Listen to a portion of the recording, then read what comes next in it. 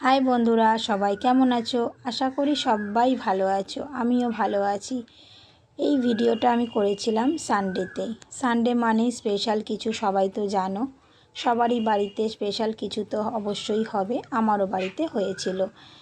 Special মানে আমারটা একটু বেশি স্পেশাল ছিল। কেন জানো? এখানে আমি পেঁয়াজটা ভেজে নিয়েছি, গোটা গরম মশলা ফোড়নে দিয়েছি, আর কিছুই দিইনি। সামান্য হালকা লাল লাল করে ভেজে নেব পেঁয়াজটা। আর এখানে করে রেখেছিলাম খাসির টেংরির জুস, যেটাকে বলো বা স্যুপ বলো, যাই হোক বলো, আদা রসুন পেঁয়াজ দিয়ে এটা করে রেখেছিলাম। আর কিছুই দিইনি, নুন হলুদ সামান্য দিয়ে সেদ্ধ করে রেখেছি ভালো করে। আর এখানে মাংসটাকে দিয়ে ভালো করে কষিয়ে নিচ্ছি। এই মাংসর মধ্যে যেই মুরগির ঠ্যাংগুলো দেখতে পাচ্ছ না, কে কে পছন্দ করো খেতে? আমি কিন্তু একদম পছন্দ করি না। আমার বাড়িতে কিছু কিছু লোক আছে, তারা এটা খুবই পছন্দ করে, যেমন আমার মেয়ে, আমার হাজব্যান্ড খুব পছন্দ করে, তাদের জন্যই করেছি। এটা তো আলাদা করে করার সময় নেই, তাই চিকেনের মধ্যে দিয়েই আমি ভালো করে কষিয়ে তুলে রেখেছিলাম, এটা যাতে কষা কষা ওরা খেতে পারে। আর এখানে ভালো করে আমার যত রকমের মাংসের মশলা হয় সবই আমি দিয়ে দিয়েছি, দিয়ে ভালো করে কষিয়ে নিয়েছি। আর এখানে দেখো, যে স্টুটা বানিয়ে রেখেছিলাম সেটাই কিন্তু আমি এর মধ্যেই দিয়ে দিয়েছি। তাই জন্য বলেছিলাম যে আমার চিকেনটা একটু স্পেশাল কিছু।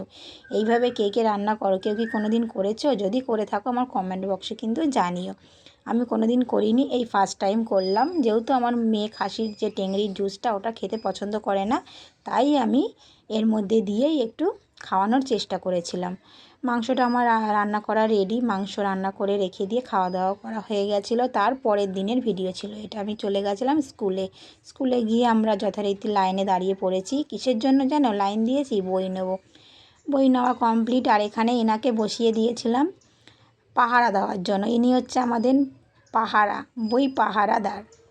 একটু মজা করেই বললাম। ইনি হচ্ছে আমার মেয়ের বন্ধুর মা, আমাদেরও বন্ধু, সবাই মিলে ওর ভিডিও করেছি, ও কিন্তু বুঝতে পারেনি। তারপর যখন ও বুঝতে পেরেছে, তারপরে হেসে ফেলেছে। বই নেওয়া কমপ্লিট, বাড়ি চলে এসেছি। তার মধ্যে চলে এসছে আমার একটা পার্সেলটা চলে এসছে। আমার মেয়েটাকে পার্সেলের বক্সটা খুলছে। কি আছে বলো তো? কে কে বলতে পারো দেখি? গেস করো কি আছে পার্সেলের মধ্যে। কেউ কি বুঝতে পারছো? বুঝতে তো পারবে না, আমি বলে দিই এর মধ্যে কী আছে। এর মধ্যে আছে একটা ঝাঁকা, মানে বাসন রাখার ঝুড়ি যেটাকে বলো। এখানে এটা নতুন ধরনের আমি দেখলাম, অনেকে ব্যবহার করেছো আগে হয়তো, বা অনেকে ব্যবহার করোনি। এটা আমি প্রথমই কিনলাম। আমি আগে অনেকবার দেখেছি অনলাইনে, কিন্তু কেনা হয়নি।